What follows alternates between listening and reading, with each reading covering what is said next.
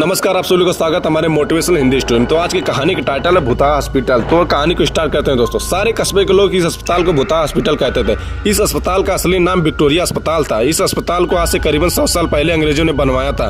उस अस्पताल के सामने एक कब्रिस्तान था। मेरे दादाजी ने मुझे बताया था कि आज से 60 साल पहले इस अस्पताल में ऑपरेशन के दौरान एक लड़की की मौत हो गई थी। तब से उस लड़की की आत्मा इस अस्पताल में भटकती रहती है। रात ढलते ही कोई भी इंसान उस रास्ते से नहीं गुजरता, क्योंकि उस लड़की की आत्मा राहगीरों को परेशान करती है। हालांकि मैं दादाजी की बताई हुई पुरानी कहानियों में ज्यादा विश्वास नहीं करता था। एक रात मैं अपने दो दोस्तों अंकित और राजू के साथ रात को बाइक पर घूम रहा था। तभी मेरे एक दोस्त ने मुझसे विक्टोरिया अस्पताल वाले रास्ते से चलने को कहा। हम में से कोई भी ज्यादा भूत प्रेतों पर विश्वास नहीं करता था दोस्तों, और हमने उस रास्ते से जाने का फैसला किया। उस समय रात के करीबन 10 बज चुके थे। हम तीनों ने ये बात अपने परिवार वालों को नहीं बताने का वादा किया और उस रास्ते पर निकल पड़े। जैसे ही हम उस रास्ते से निकले, रास्ते पर रेत होने की वजह से हमारी बाइक फिसल गई और हम तीनों धड़ाम से बाइक से नीचे गिर गए। गनीमत थी कि हमें कोई भी चोट नहीं आई। बाइक चला रहे मेरे दोस्त अंकित ने बोला कि उसका बैलेंस तो बराबर था, फिर ये बाइक कैसे फिसल गई। हालांकि वो थोड़ा डर गया था। तो मेरे दूसरे मित्र राजू ने बाइक चलाने को कहा। अब राजू बाइक चला रहा था। हम करीबन 1 किलोमीटर दूर ही चले थे कि अचानक हमारी गाड़ी का टायर पंचर हो गया और हमारी गाड़ी की स्पीड तेज होने की वजह से इस बार फिर गाड़ी फिसल गई और दूर तक फिसलती गई। इस बार हमें कोहनिया और घुटनों पर थोड़ी चोट आई थी। अंकित फिर से बोला कि इस जगह में जरूर कुछ गड़बड़ है और हम लोगों को वापस लौट चलना चाहिए। लेकिन मैंने और राजू ने उसकी बातों को नहीं मानी और बाइक उठाकर पैदल चलना शुरू कर दिया। हम थोड़ी दूर ही चले कि अचानक किसी लड़की की चीखने की आवाज़ सुनाई दी। ये सुनकर हम रुक गए।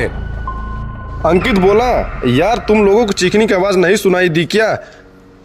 हमने उसकी बातों का अनसुना कर कहा कि कोई जानवर की आवाज़ होगी। 5 मिनट चलने के बाद फिर वही चीख फिर से सुनाई दी। इस बार तो हम दोनों भी थोड़ा डरने लगे।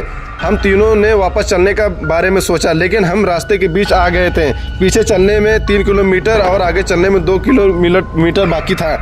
हम लोगों ने आगे जाने का फैसला किया। थोड़ा आगे चलने पर हमें बरगद के पेड़ के नीचे एक औरत दिखाई दी। इतनी रात को अकेली औरत को देखकर हमारे तो रोंगटे खड़े हो गए थे। हम लोगों ने पीछे मुड़ने का सोचा, तभी वहाँ एक बूढ़ी औरत चिल्लाई, बेटा रुको, मुझे हाईवे तक छोड़ दो, रास्ता बता दो हाईवे का। हमने पूछा कि इतनी रात को आप इस रास्ते से कैसे निकल रही हो? तो उस बुढ़िया ने कहा कि मैं पड़ोस के गांव की रहने वाली हूं और मेरे पास पैसे नहीं हैं, इसलिए मैं पैदल ही निकल पड़ी हूं। हाईवे के उस पार मेरा गांव है। हमने उस बुढ़िया की बात का विश्वास कर लिया और आगे निकल पड़े। रास्ते में वो बुढ़िया हमसे सारी बातें पूछने लगी। बुढ़िया हम तीनों के पीछे चल रही थी। हम तीनों दोस्त अपनी बात कर रहे थे। तभी राजू बोला कि लो माँ जी, आपका गाँव आ गया। और वो जैसे ही पीछे मुड़ा तो वहाँ कोई नहीं था। हम तीनों की सिट्टी बिट्टी गुल हो गई। हम बाइक को धक्का मारते हुए जोर से भागने लगे। भागते भागते अंकित ठोकर खाकर गिर गया और हमें जोर से चीख सुनाई दी।